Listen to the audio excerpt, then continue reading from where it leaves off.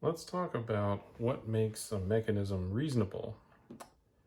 Now, we can sit here and draw lots of different mechanisms, but if it's unreasonable that that mechanism could occur, then we've wasted some time, and we should really consider whether a mechanism can happen. So, here are a few things to consider when we look at whether a mechanism is feasible. So, first on our list is that proton transfer reactions are very fast. And why is this important to consider? Well, we will often conduct reactions under either acidic or basic conditions.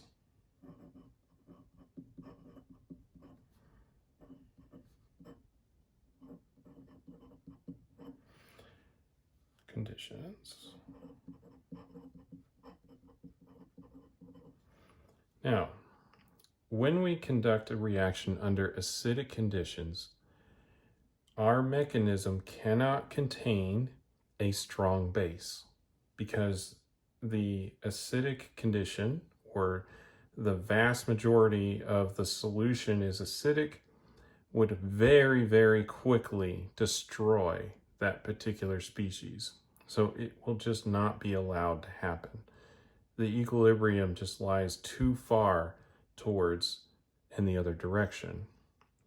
Similarly, if we have basic conditions, if we, during the course of our mechanism, make a strongly acidic group, that would not be feasible. That wouldn't be reasonable to occur. We won't see a very large shift like that.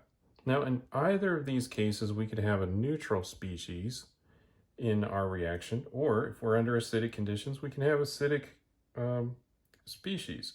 If we're under basic conditions, we can have basic species. And of course, under either, we can have neutral. But having an acid under basic conditions is not allowed. Having a base under acidic conditions, also not allowed. Next on our list of whether something is reasonable for a mechanism is to consider that solvent generally mediates a proton transfer. So what do I mean by that? What I mean is it's very unlikely for a molecule to transfer a proton within itself without help from the solvent.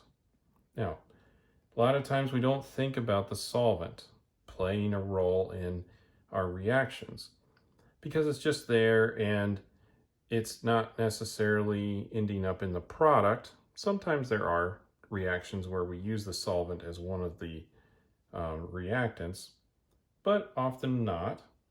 So why would we consider the solvent? Well, the solvent is everywhere, and it's just very likely that the solvent will pick up a proton and then move it over to another side of the molecule, rather than the molecule contorting itself in such a way that it could transfer the proton to itself without interacting with the solvent.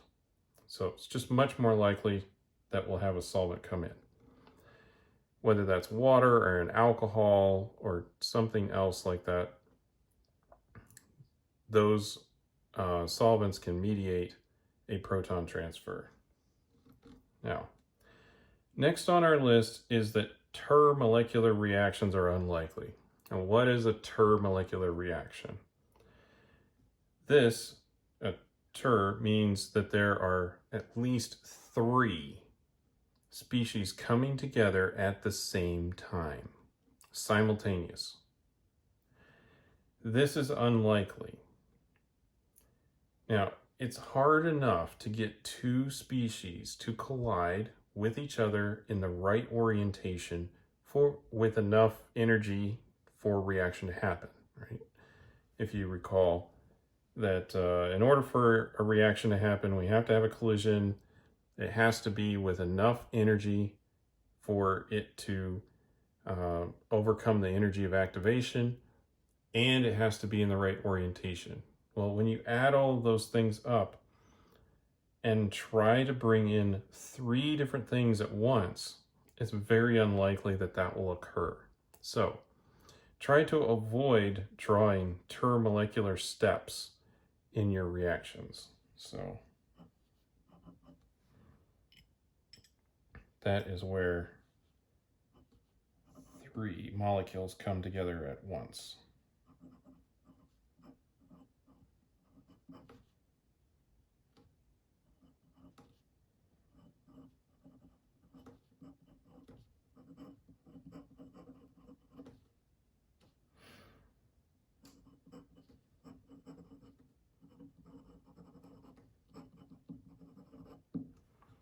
Again, not likely to happen.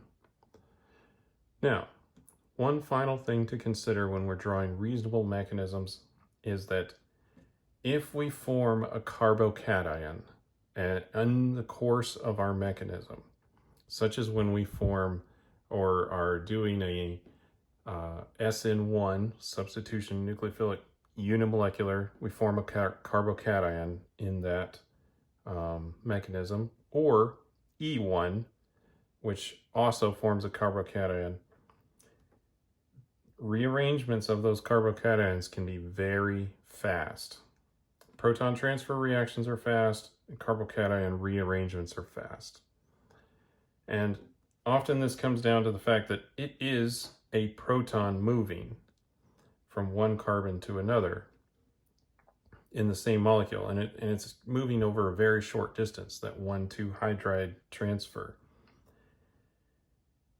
These are often faster than other parts of our reaction, which means if a carbocation rearrangement can occur, that will increase the stability of that carbocation, we will probably see that happen. And our products will indicate that there's a rearrangement that's occurred. So if a more stable carbocation exists and it's achievable to move, that will probably happen.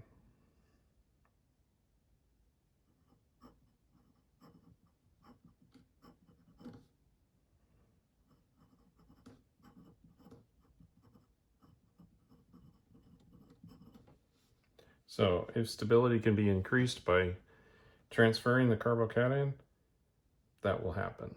So these are a few things to keep in mind when we're drawing our mechanisms to keep them reasonable. Of course, there is one other thing that's not necessarily on this list that we should be keeping in mind. Just make sure that your mechanisms never have 5 bonds to carbon. That's rule number 0, perhaps. And then after we've made sure to not make that terrible mistake, consider that proton transfer reactions are fast.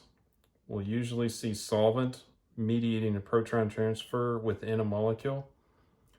We usually do not see 3 molecules coming together at the same time, and carbocation rearrangements are fast, and so if we can gain stability from them, they will rearrange.